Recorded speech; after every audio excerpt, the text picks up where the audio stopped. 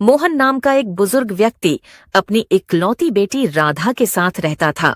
उनकी आर्थिक हालात बहुत खराब थी। वह बहुत गरीबी में अपना जीवन यापन कर रहे थे। एक दिन सुबह सुबह मोहन के घर गांव का जमींदार बलदेव सिंह आता है और कहता है, मोहन, मुझे तुझे उधार दिए हुए सालों बीत गए हैं, पर तूने आज तक एक पाई भी वापस नहीं लौटाई है।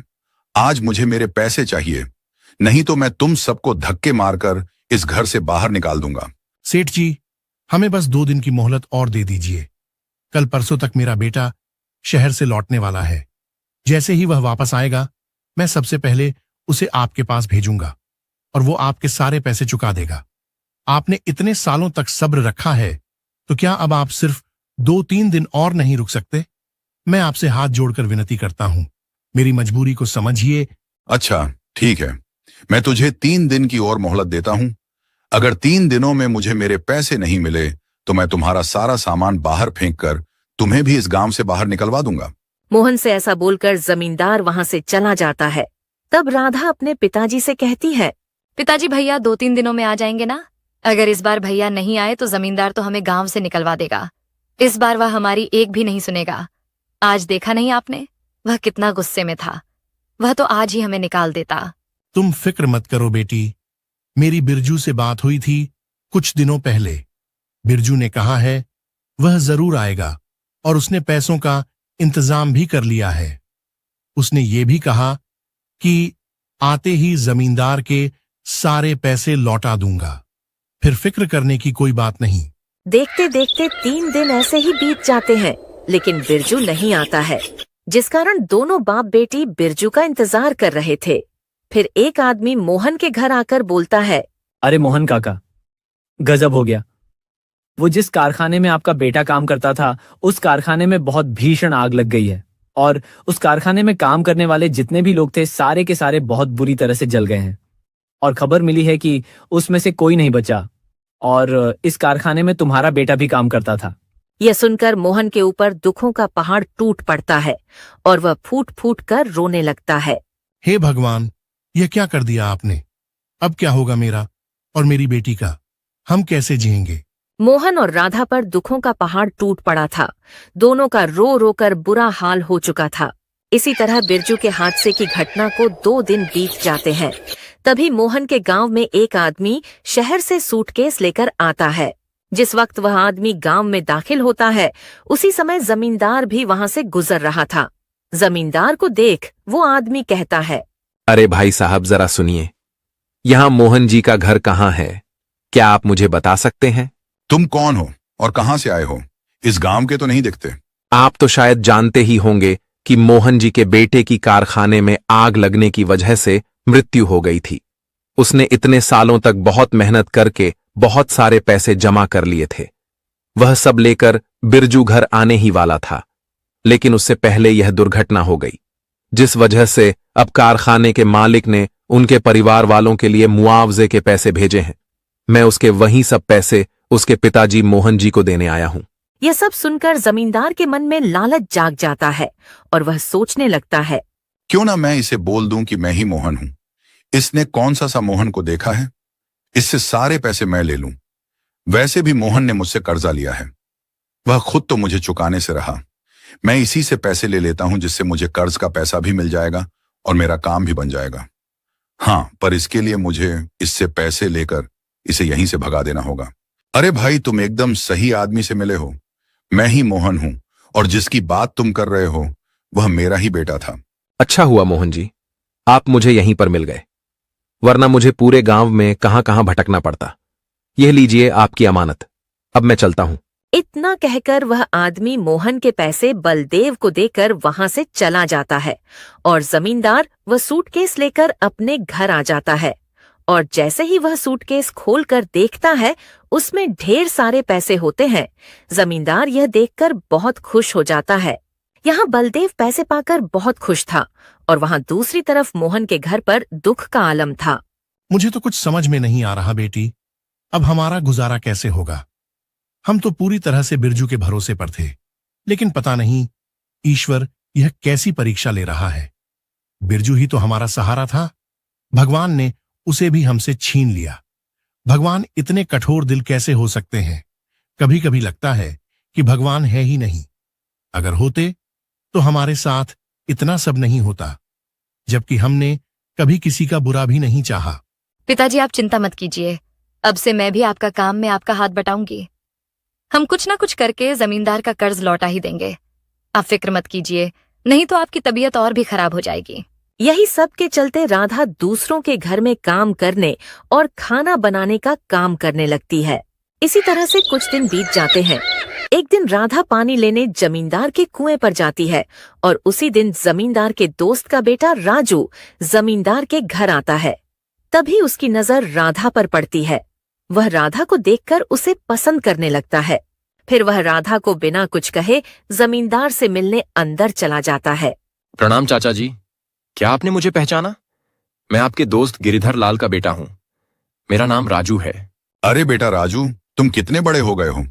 तुम्हें जब पिछली बार देखा था तब तुम बहुत छोटे थे, इसलिए तुम्हें पहचान नहीं पाया। बोलो बेटा, कैसे आना हुआ? वो क्या है ना चाचा जी, दरअसल पिताजी ने एक जमीन का सौदा करने के लिए मुझे यहां भेजा है। बस वही जमीन देखने के लिए मैं आया हूं। इस सिलसिले में आपसे थोड़ी बात भी करनी थी। अच्छा, तो तुमने अब अपने पिताजी का कारोबार भी संभालना शुरू कर लिया है? हाँ चाचा जी, थोड़ा बहुत मैं भी देख लेता हूं। अब पिताजी की उम्र के कारण उनसे ज्यादा काम नहीं हो पाता है, इसलिए अब मुझे ही करना पड़ता है। ये तो बहुत अच्छी बात है बेटा। आपसे एक बात पूछनी थी चाचा जी। दरअसल मैं जब आ रहा था तब कुएं के पास मैंने एक लड़की को देखा। क्या आप बता सकते हैं कि वह लड़की कौन है? लड़की? कौन सी लड़की बेटा? वो आपके घर के सामने जो कुआं है, उस कुएं पर मैंने एक लड़की को पानी भरते देखा। क्या आप बता सकते हैं वह कौन है? रुको राजू बेटा, तुम तब तक बैठो, मैं देख कर आता हूँ। जमींदार बाहर जाकर कुएं की ओर देखता है तो कुएं पर उसे खुद की ही बेटी सीमा दिखाई देती है, क्योंकि जब तक जमींदार बाहर आया था तब तक मीरा वहां से जा चुकी होती है। अरे राजू बेटा, जिस लड़की के बारे में तुम पूछ रहे हो वह मेरी ही बेटी है। अच्छा अच्छा, ठीक है चाचा जी, मुझे लगा कौन है, जाने दीजिए। छोड़िए, आप बताइए आप कैसे हैं? किसी तरह राजू बात को पलट देता है, लेकिन जमींदार को इस बात पर शक हो जाता है।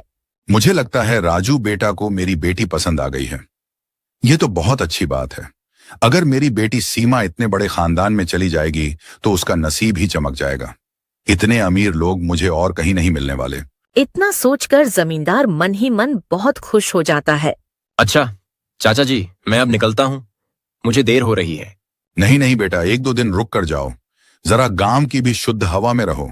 शहर में तो रोज ही रहते हो, हमें भी थोड़ा मौका दो तुम्हारी खातिरदारी करने का। नहीं चाचा जी, इस बार नहीं, अगली बार आऊंगा तो जरूर रुकूंगा। इतना कहकर राजू वहां से चला जाता है और घर जाकर डरते डरते अपने पिताजी से कहता है, पिताजी, आज मैंने गांव में एक लड़की देखी है। मुझे वो लड़की बहुत पसंद आई है और मैं उसी से शादी करना चाहता हूँ। अरे बेटा, तुम किस लड़की की बात कर रहे हो? पिताजी, वो आपके गांव के दोस्त हैं ना, जिनके यहाँ आपने मुझे आज भेजा था, उन्हीं की लड़की से मुझे शादी करनी है। अरे वाह, यह तो अच्छी बात है बेटा। वह तो मेरा बहुत अच्छा दोस्त है, वह बिल्कुल भी मना नहीं करेगा। हम कल ही उसके पास जाकर शादी की बात करेंगे, वह भी यह सुनकर बहुत खुश होगा।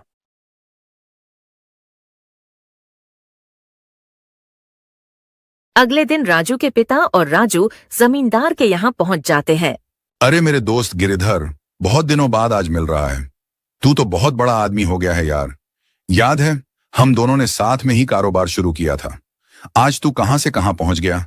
आज तो तूने मुझे बहुत खुश कर दिया, जो अपने पूरे परिवार के साथ मेरे घर आ गया। मैं तुझे देखकर बहुत खुश हूं। अरे यार, राजू की वजह से हमें यहां आना पड़ा है। दरअसल राजू को तुम्हारी बेटी बहुत पसंद आ गई है और वह उससे शादी करना चाहता है। उसी की बात करने के लिए हम यहां आए हैं। क्या बात है गिरिधर, यह तो बहुत अच्छी बात है। तुमने आज मेरा दिल ही खुश कर दिया। हमारी दोस्ती आज रिश्तेदारी में बदलने जा रही है। इससे ज्यादा खुशी की बात और मेरे लिए क्या हो सकती है। चलो अभी अपनी बेटी को बुलाओ। हमें उसे देखे बरसों हो गए हैं। जब हमने उसे देखा था तब तो वह 4 वर्ष की ही थी। तभी जमींदार अपनी बेटी को आवाज लगाता है और बोलता है, अरे बेटी सीमा, जरा यहाँ तो आना। पिता की आवाज सुनकर जैसे ही सीमा अंदर आती है, राजू उसे देखकर दंग रह जाता है और बोलता है, अरे चाचा जी, जिसे मैंने कल के दिन देखा था, ये वह लड़की नहीं है, वह लड़की कोई और थी। ये तुम क्या बोल रहे हो राजू बेटा? तुमने कल के दिन जिसे देखा था ये वही लड़की है। ठीक से देखो, शायद तुमने सही से नहीं देखा था। ये वही लड़की है जो कल कुएं के पास खड़ी थी। नहीं नहीं चाचा जी, मुझे अच्छी तरह से याद है, ये वो लड़की नहीं है। इतना सुनकर जमींदार सोच में पड़ जाता है। कहीं राजू बेटा ने उस फटीचर मोहन की लड़की राधा को तो नहीं देख लिया? कल वहीं थोड़ी देर पहले कुएं पर पानी भरने आई थी और शायद राजू उसी की बात कर रहा है। नहीं नहीं, मैं ऐसा बिल्कुल ऐसा नहीं होने दूंगा। मुझे कुछ भी करके मोहन और उसकी बेटी को इस गांव से भगाना ही होगा, इससे पहले कि राजू उसे गांव में जाकर ढूंढ ले। ठीक है बेटा, अगर ऐसी बात है तो मैं खुद उस लड़की को तुम्हारे लिए ढूंढ कर लाऊंगा, तुम चिंता मत करो। इन्हीं सब बातों के बीच राजू के पिताजी बोल पड़ते हैं। राजू, ये तुम कैसी बातें कर रहे हो? हम तो तुम्हारे कहने पर ही यहां आए थे। तुमने ही कहा था कि तुम्हें इनकी बेटी पसंद है, और सच कहूं तो मुझे भी सीमा बहुत पसंद आई है। अब तुम किस लड़की की बात कर रहे हो, ये समझ में नहीं आ रहा। हमें तो यही लड़की ठीक लगी है, और मेरी तो यही ख्वाहिश है कि तुम्हारा रिश्ता मेरे दोस्त के घर में ही हो। सीमा में कौन सी कमी है? बहुत समझदार, संस्कारी और अच्छी लड़की है बेटा। पर पिताजी, मुझे तो उसी लड़की से शादी करनी है जिसे मैंने कल कुएं के पास देखा था। राजू की बातों से गिरिधर लाल दुखी हो जाता है, क्योंकि राजू ने सीमा से शादी न करके बलदेव सिंह की एक तरह से बेइज्जती कर दी थी। चलो दोस्त, फिर अब हम चलते हैं। तुम्हें हमने तकलीफ दी, उसके लिए हमें माफ कर देना। नहीं गिरिधर, इसमें तकलीफ कैसी? शायद मुझसे ही सुनने या समझने में गलती हो गई होगी, पर मैं कोशिश करूंगा कि उस लड़की को जल्द से जल्द ढूंढ लूं। फिर गिरिधर लाल और राजू अपने घर चले जाते हैं और घर पहुंचकर गिरिधर लाल राजू से बोलता है। अरे राजू, तुमने इतनी बड़ी गलती कैसे कर दी? पता नहीं मेरे दोस्त को कितना बुरा लगा होगा। पर पिताजी, मैंने जिस लड़की को देखा था वह आपके दोस्त की बेटी नहीं थी, वह कोई और थी। और पिताजी, मैं ऐसे ही किसी भी लड़की से शादी नहीं कर सकता। मैं उस लड़की से ही शादी करना चाहता हूं जिसे मैंने कल देखा था। पर राजू, बात यह नहीं है। बात तो यह हो रही है कि मेरे दोस्त का तुमने अपमान किया है, और तुम कहां किसी लड़की की बात कर रहे हो। तुम्हें इससे अच्छी लड़की और कहीं नहीं मिलेगी। तुम्हें सीमा से ही शादी करनी होगी। नहीं पिताजी, मैं सीमा से शादी नहीं करूंगा। मुझे माफ कर दीजिए, पर मैं उसी कुएं वाली लड़की से शादी करूंगा। पर तुम जिस लड़की की बात कर रहे हो उसका कोई अता पता भी नहीं है। कहां ढूंढोगे तुम उसे? पिताजी, मैं कुछ भी करके उसे ढूंढ लूंगा, बस मुझे थोड़ा सा समय दे दीजिए। ठीक है, अगर तुम्हारी यही मर्जी है तो मैं तुम्हें 1 हफ्ते का समय देता हूं। अगर 1 हफ्ते में तुमने उस लड़की को ढूंढ लिया तो ठीक है, वरना तुम्हें सीमा से ही शादी करनी होगी। ठीक है पिताजी, आप जैसा ठीक समझे। यहाँ गिरिधर लाल ने राजू के सामने एक शर्त रख दी थी, और उधर बलदेव सिंह के मन में कुछ और ही चल रहा था। राजू को पूरे गांव में वही फटीचर मोहन की बेटी ही मिली। मैं ये शादी कभी नहीं होने दूंगा। कहां मेरी बेटी और कहां वो भिखारी की लड़की राधा? उसकी वजह से गिरिधर के बेटे ने मेरी बेटी को ठुकरा दिया। मैं उन्हें मजबूर कर दूंगा मेरी बेटी से शादी करने को। राजू के वापस आने से पहले मैं मोहन को गांव से बाहर फेंकवा दूंगा। अरे हाँ, उसके बेटे के जो पैसे शहर से आए थे वह तो मेरे पास हैं। अब मैं उससे कर्ज के पैसे वापस मांगूंगा। ना चुका पाए तो उसका घर भी हड़प लूंगा और उसे भगा दूंगा। फिर देखता हूं कौन बनती है गिरिधर की बहू। फिर तो मेरी बेटी ही बनेगी। जमींदार मोहन के घर पहुंचता है और बोलता है। मोहन, तुम मेरे अच्छा होने का फायदा उठा रहे हो। मैं इतने दिनों से चुप इसलिए बैठा हूं क्योंकि तुम्हारा बेटा अभी अभी गुजरा है, और उसके गुजरने की वजह से मैं खुद से तुम्हारे यहां नहीं आया। पर मैं तुम्हारी राह देख रहा था। पर तुम तो मेरी अच्छाई का फायदा उठा रहे हो। अब मैं कुछ नहीं सुनने वाला। अब तो मेरा सारा पैसा लौटा दो, और वैसे भी मैंने तुम्हें बहुत ज्यादा मोहलत दे दी है। जमींदार जी, मैं इतने सारे पैसे अभी कहां से लौटा पाऊंगा? आपको तो पता है अब मेरा बेटा भी नहीं है। मैं कुछ नहीं जानता, मुझे बस मेरे पैसे चाहिए। अगर पैसे नहीं हैं तुम्हारे पास तो अभी के अभी मुझे यह घर खाली करके दे दो। मैं इसे बेचकर मेरा कर्ज वसूल कर लूंगा। बस अब बहुत हो चुका। नहीं जमींदार जी, ऐसा मत कीजिए। ऐसे तो मैं रास्ते पर आ जाऊंगा। मैं इतने दिनों से तुम पर तरस खाकर तुम्हें कुछ नहीं कह रहा हूं। इसका मतलब यह नहीं है कि तुम मेरे सिर पर बैठ जाओ। अब मैं कुछ नहीं सुनना चाहता। बस तुम ये घर खाली कर दो और यहां से चले जाओ, नहीं तो मैं मेरे लोगों को कहकर तुम्हें घर से धक्के मारकर बाहर निकलवा दूंगा। अपने पिता की इतनी बुरी हालत देख और जमींदार के ताने सुनकर राधा को बहुत बुरा लगता है। और वह अपने पिता से कहती है, चलिए पिताजी, अब हम खुद को झूठी तसल्ली नहीं दे सकते। हम यूं लकड़ियां बेचकर और दूसरों के घरों में काम करके जमींदार के पैसे नहीं लौटा पाएंगे। हमें यह घर छोड़कर जाना ही होगा। इतना कहकर राधा अपने पिताजी को लेकर घर से बाहर चली जाती है और दूर गांव के बाहर वाले जंगल में जाकर एक छोटी सी झोपड़ी बनाकर उसमें रहने लगती है। इसी के चलते राधा के पिता की तबीयत खराब हो जाती है और इसी वजह से अपने पिताजी का लकड़ी बेचने का काम राधा संभाल लेती है और किसी तरह से घर चलाने लगती है। मैं कितना खुशकिस्मत पिता हूं जो मुझे तुम्हारी जैसी बेटी मिली, और मेरी वजह से तुम्हें कितनी मुश्किलों का सामना करना पड़ रहा है। पिताजी, आप ऐसा मत बोलिए। आपकी सेवा करने के लिए मुझे कोई मुश्किलों का सामना नहीं करना पड़ रहा है। आपकी सेवा करना मेरा धर्म है। आपकी सेवा करने में कैसी मुश्किल। पिताजी, मैंने खाना बनाकर रख दिया है, आप खाना खा लेना। मैं लकड़ी तोड़ने जा रही हूँ, जल्दी लौट आऊंगी। इतना कहकर राधा जंगल में लकड़ी काटने चली जाती है। देखते ही देखते सुबह से शाम हो जाती है, पर अब तक राधा जंगल से नहीं लौटी थी। इसी वजह से मोहन बहुत परेशान हो जाता है। राधा को अभी तक आ जाना चाहिए था, पर वह अभी तक नहीं आई। कहीं वह किसी मुसीबत में तो नहीं फंस गई। मुझे अपनी बच्ची को जाकर ढूंढना चाहिए। मैं घर पर ऐसे हाथ पर हाथ रखकर नहीं बैठ सकता। इतना कहकर मोहन राधा को ढूंढने के लिए जंगल की ओर निकल पड़ता है, लेकिन रास्ते में चलते चलते मोहन की तबीयत बहुत खराब हो जाती है और वह चक्कर खाकर नीचे गिर जाता है। यहाँ मोहन जंगल वाले रास्ते पर बेहोश हो चुका था और वहाँ राधा घर पहुंच जाती है। इसी सब के बीच राजू राधा को ढूंढते ढूंढते वहाँ पहुंचता है। तभी वह देखता है कि एक बूढ़ा आदमी जमीन पर बेहोश पड़ा है। वह फौरन से मोहन के पास जाता है और बोलता है, बाबा, ओ बाबा, आप ठीक तो हो ना? इतना कहकर वह मोहन को उठाता है और किसी तरह उठाकर एक पेड़ के नीचे बिठा देता है और बोलता है, अरे बाबा, आप इस जंगल में क्या कर रहे हैं? आपकी तबीयत भी बहुत खराब लग रही है। अरे बेटा, क्या बताऊं, मैं अपनी बेटी राधा को ढूंढने के लिए जंगल में आया था। वह लकड़ियां तोड़ने गई थी, पर अब तक घर नहीं लौटी। पता नहीं कैसे मुझे चक्कर आ गया। कोई बात नहीं बाबा, बस आप मुझे आपके घर का पता बताइए, मैं आपको आपके घर छोड़ देता हूँ। किसी तरह राजू मोहन को लेकर उसके घर पहुंच जाता है और जैसे ही वो उसके घर पहुंचा, राजू की नजर राधा पर पड़ती है। राधा को देख वह हैरान हो जाता है और बहुत खुश भी हो जाता है। पिताजी, आप ठीक तो हो ना? आप कहाँ चले गए थे? हाँ बेटी, मैं तो ठीक हूं। मैं तुम्हें ढूंढने बाहर गया था।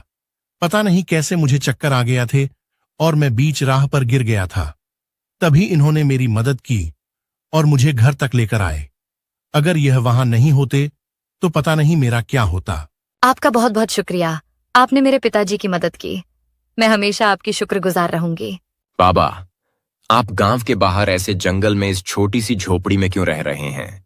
तब मोहन अपनी सारी आप बीती राजू को बताता है और जमींदार की सारी करतूत भी और अपने बेटे के बारे में भी बताता है कि कैसे उसने उसको एक कारखाने की आग में खो दिया।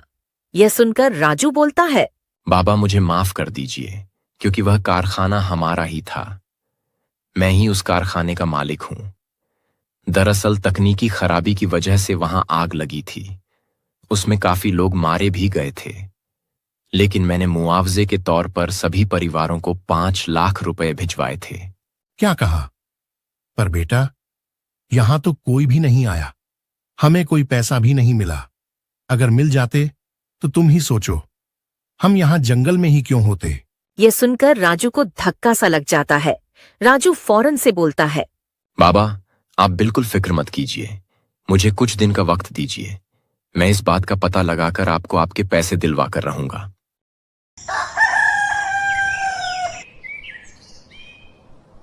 अगले ही सुबह राजू अपने आदमी को लेकर मोहन के घर आता है और पूछता है, बताओ भोला, क्या ये वही है जिन्हें तुमने 5 लाख दिए थे बिरजू के हिस्से के? भोला कुछ देर मोहन को टुकुर टुकुर देखता है और फिर गहरी आवाज में राजू से कहता है, नहीं मालिक, ये वो नहीं है जिन्हें मैंने बिरजू के मुआवजे के पैसे दिए थे। वो तो मैंने मोहन जी को दिए थे। और ये वो नहीं है जिसे मैंने पैसे दिए थे। उसने कहा था कि उसका नाम मोहन है और वह बिरजू के पिता है, और फिर मैंने वह सूटकेस उनको दे दिया था और मैं फिर वहां से चला आया। मुझे नहीं पता था कि वह मुझसे झूठ बोल रहा है। मुझे माफ कर दीजिए, मुझसे बहुत बड़ी गलती हो गई। वो सब छोड़ो भोला, पर क्या तुम मुझे बता सकते हो कि वह आदमी कौन है जिसको तुमने पैसे दिए हैं? हाँ साहब, मैं अगर उसे देख लूं तो मैं उसको पहचान जाऊंगा। भोला, मैं तुम्हें 2 घंटे का वक्त देता हूं। मुझे जल्द से जल्द वो इंसान चाहिए। पूरे गांव में पता करो जिसको तुमने वह पैसे दिए हो।